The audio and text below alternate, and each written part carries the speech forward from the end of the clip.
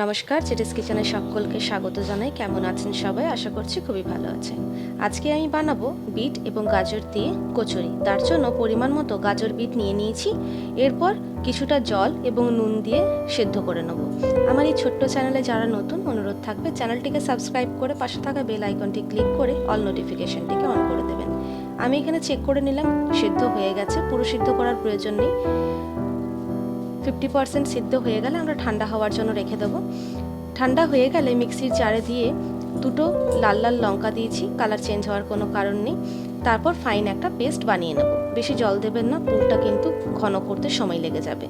কড়াইয়ে সর্ষের তেল গরম হলে দিয়ে দিলাম কিছুটা গোটা জিরে ফোড়ন। আপনারা হিং ব্যবহারও করতে পারেন। তারপর পুরটাকে পুরোটা দিয়ে নাড়িয়ে চাড়িয়ে নিতে হবে। এই পুরটার মধ্যে শুধুমাত্র দেব কিছুটা চিনি, বিট নুন।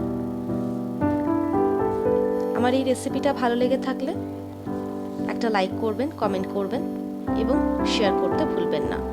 আমি এখানে বিট নুন ব্যবহার করেছি টেস্টটা এনহ্যান্স হওয়ার জন্য, এবং চিনিটাতেও কিন্তু টেস্টটা এনহ্যান্স হবে। কিছুটা নাড়িয়ে চাড়িয়ে নিয়ে ওই 7 থেকে 8 মিনিট নাড়িয়ে চাড়িয়ে নেওয়ার পর পুরটা যত তাড়াতাড়ি ঘন হয়ে যায় যেন, তার জন্য 2 চামচ ছাতু ব্যবহার করেছিলাম।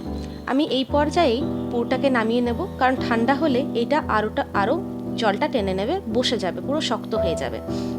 চলুন ময়দাটা মাখিয়ে নিই। ময়দার মধ্যে দিয়ে দিলাম কিছুটা জোয়ান, কালো জিরে, নুন, চিনি দিয়ে মিক্স করে দিয়েছি। এরপর কিছুটা সাদা তেল ময়ানের জন্য দিয়ে দেব। ময়ানটা হয়ে গেলে একটু একটু করে জল দিয়ে মুথে মুথে ময়দাটাকে মেখে নিতে হবে ভালো মতো। একটা সফট ডো তৈরি করে নেব। চলুন ময়দাটা মেখে নিই। পরের ভিডিওতে কিসের রেসিপি দেখতে চান আমাকে কিন্তু অবশ্যই কমেন্টের মাধ্যমে জানাবেন। লিচিগুলো কেটে নিচ্ছি। লিচিগুলো কাটা হয়ে গেলে এই দেখুন কতটা পুরটা জমাট বেঁধে গেছে। এরপর সাইডগুলো প্রেস করে করে আমাদেরকে একটা বাটির আকার দিতে হবে। তারপর পরিমাণ মতো পুরটা দিয়ে সাইডগুলো চেপে আমরা 2 হাতের সাহায্যে গোল করে নেব। তারপর হালকা অয়েল ব্রাশ করে পাতলা পাতলা কচুরিগুলো বেলে নেব। তারপর আর কি গরম গরম তেলে ছেঁকে তুলে নেব। আমি এই বিট গাজরের কচুরিটা সার্ভ করেছিলাম মটর পনিরের সাথে।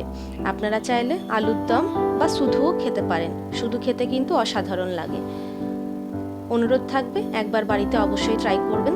দেখতেই পাচ্ছেন কতটা পুর দেওয়া ছিল এবং কত গোল গোল করে ফুলছে। চলুন দেখা হচ্ছে পরের ভিডিওতে নতুন রেসিপির সাথে। তবে জানিয়ে রাখতে চাইবো, আমি যে মটর পনিরের সাথে সার্ভ করেছিলাম সেই মটর পনিরের রেসিপি কিন্তু আপনি আমার চ্যানেলে অবশ্যই পেয়ে যাবেন। দেখা হচ্ছে পরের ভিডিওতে। ভালো থাকবেন, সুস্থ থাকবেন, সাবধানে থাকবেন। কেমন লাগলো জানাতে ভুলবেন না।